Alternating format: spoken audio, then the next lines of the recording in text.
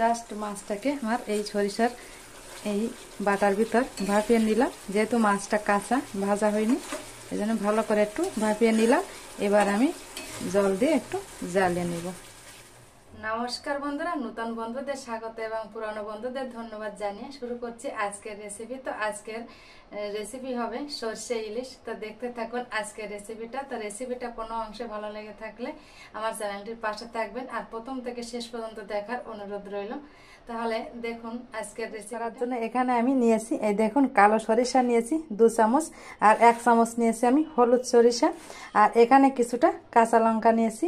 তো সরষেটা 2 রকম সরষেটাকে আমি মিশিয়ে নিলাম, এই দেখুন। তো মিশিয়ে এবার সরষের ভিতরে একটু জল দিয়ে দিব, দেখুন। তো জল দিয়ে সরষেটাকে আমি 5 মিনিটের মতন এরকম ভিজিয়ে রাখবো। তারপর 5 মিনিট পরে আমি শিলে একটু বেটে নেব। সরষা আর ওই কাঁচা লঙ্কা আর লবণ দিয়ে আমি শিলে মিহি করে বেটে নেব। তো বন্ধুরা এখানে নিয়েছি ইলিশ মাছ, এই দেখুন। তো ইলিশ মাছটাকে আমার কাটা হয়ে গেছে, ওটাকে আপনাদের দেখানো হয়নি গোটাটা। তো এই দেখুন আজকের এই ইলিশ মাছের সর্ষে ইলিশ হবে। তো দেখতে থাকুন আজকের সর্ষে ইলিশটা। তো ইলশে গুড়ি বৃষ্টি কিন্তু শুরু হয়ে গেল বন্ধুরা। এই ইলশে গুড়ি বৃষ্টিতে ইলিশ না হলে কি চলে, তাই বলুন? তো অবশ্যই ইলিশ মাছ খেতে হবে, তা আবার সর্ষে ইলিশ। ওহ কি দারুণ টেস্টি হবে সর্ষে ইলিশ খেতে। তো এখানে আমি মাছগুলোকে পরিষ্কার করে কেটে আমি ধুয়ে নিয়েছি, এই দেখুন। তো এটা আমি গোটাটা দেখানো হয়নি, এই দেখুন মাছের মাথাটাও সাইডে দিয়ে দিলাম, এই যে দেখুন। তো এখান থেকে কিছুটা মাছ আমি রেখে দিব, সবগুলো মাছ কিন্তু আমি সর্ষে ইলিশ করব না।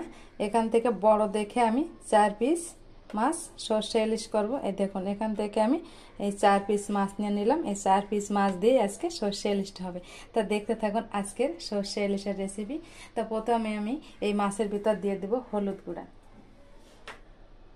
তার আগে দিয়ে দিলাম লবণ,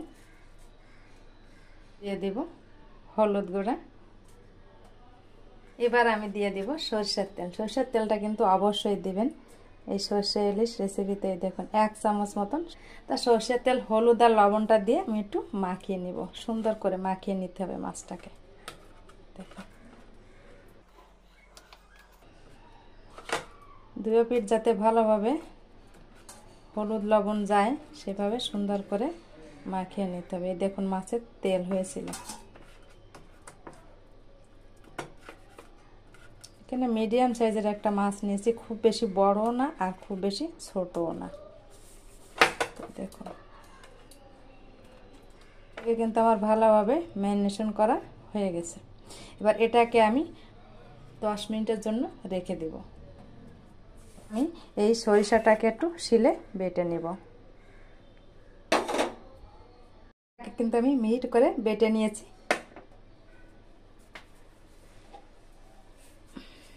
তো সর্ষে আমি একটু জল দিয়ে দেবো। এবার বাটার পরে জলটা দিতে হবে।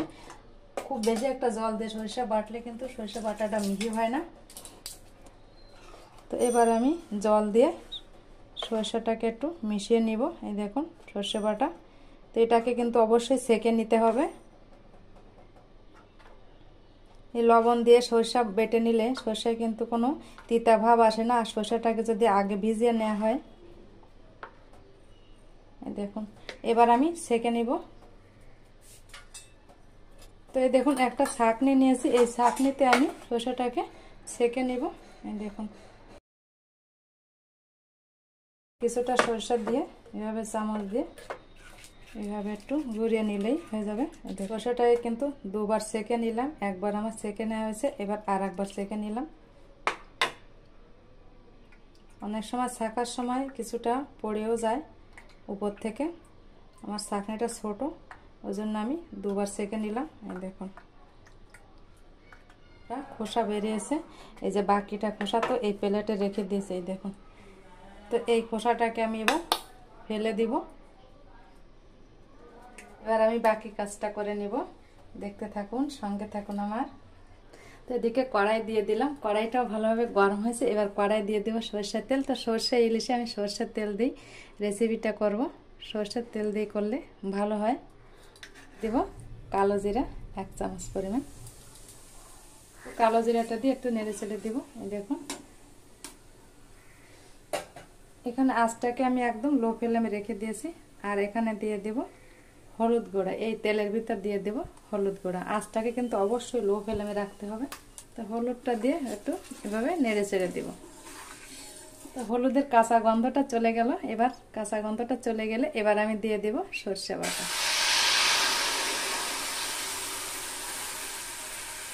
সরষের বাটি ধোয়া একটু জল দিয়ে দেব, দিয়ে আবার একটু নেড়ে চেড়ে দেব। এবার আঁচটাকে একটু বাড়িয়ে দিব। তো বন্ধুরা সরষে বাটা দিয়ে আমি 5 মিনিটের মতন এটাকে জ্বালিয়ে নিচ্ছি। দেখুন ঝোলটাও ভালোভাবে ফুটে উঠেছে।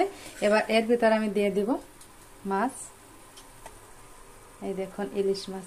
এদিকেও মাছটাও আমি 10 মিনিট ম্যারিনেট করা হয়ে গিয়েছে। দেখুন এবার এক এক করে আমি মাছগুলোকে দিয়ে দেব।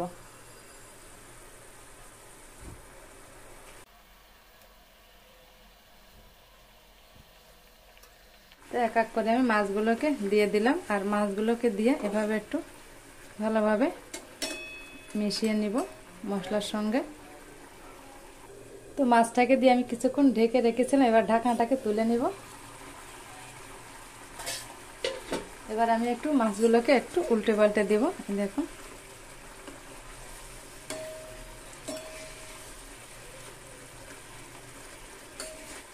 উল্টে পাল্টে দিয়ে আবার আমি একটু ঢাকা দিয়ে মাছটাকে আমি একটু খানিকক্ষণ জ্বালিয়ে নিব। আবার একটু তুলে নিলাম। এবার মাছটাকে আবার একটু নেড়ে চেড়ে দেবো। এই দেখুন দারুণ একটা গ্রেভি হয়েছে কিন্তু। তো আমি এর ভিতর কিন্তু এবার একটু জল দিব। জল দিয়ে আবার একটু কিছুক্ষণ জ্বালিয়ে নিব। এবার আমি অল্প পরিমাণ জল দিব।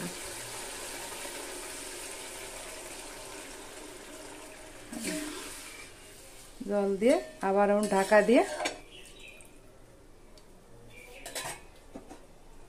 দিয়ে দিলাম। ফিরে আসছি 10 মিনিট পর। 10 মিনিট বলেছিলাম, আমি 5 মিনিট জ্বালিয়ে নিলাম। ঢাকনাটা তুলে নিলাম। এবার আমি দিয়ে দিব এর ভিতর চেরা কাঁচা লঙ্কা। কাঁচা লঙ্কাটা দিতে ভুলে গেছিলাম, ওই জন্য আমি 5 মিনিট পর ঢাকনাটাকে তুলে আমি কাঁচা লঙ্কাটা দিয়ে দিলাম। আবার আমি ঢাকা দিয়ে আর 5 মিনিট জ্বালিয়ে নেব। ফিরে আসছি আর 5 মিনিট পর। তো আরও 5 মিনিট জ্বালিয়ে নেওয়া হলো। ঢাকনাটাকে তুলে নিলাম। এবার মাছগুলোকে একটু নেড়ে চেড়ে দেবো। এই দেখুন এবার আমি গ্যাসটাকে বন্ধ করে দেব। একটা প্লেটে সার্ভ করে আপনাদের দেখাবো কেমন হয়েছে। তো সরষে ইলিশটা পুরোপুরি কমপ্লিট হয়েছে। এই দেখুন গ্রেভিটা কত সুন্দর হয়েছে, একদম কাছের থেকে দেখিয়ে দিলাম। এই দেখুন তো একটু করে গ্রেভি আমি সরষে ইলিশের উপর থেকে একটু ছড়িয়ে দিলাম। জাস্ট দেখতেও ভালো লাগবে আর খেতেও কিন্তু দুর্দান্ত স্বাদ হবে বন্ধুরা। তো এই দেখুন আমি একটা থালায় নিয়ে আপনাদের একটু কাছের থেকে দেখিয়ে দিচ্ছি সরিষা ইলিশ। তো এই সরষা ইলিশটা এভাবে রান্না করলে কিন্তু কোনো রকম কোনো তিতা ভাব আসে না, কোনো রকম কোনো তিতাই আসবে না। সরষা যেটা তিতা ভাব এভাবে থাকে না। তো এই রেসিপিটি দেখতে দেখতে লাইক দিতে যারা ভুলে গেছো প্লিজ একটা করে লাইক দিয়ে দিও আর কমেন্ট করো কেমন হয়েছে আমার রেসিপিটা। তো ভালো থেকো, সুস্থ থেকো, দেখা হবে অন্য কোনো নতুন ভিডিও।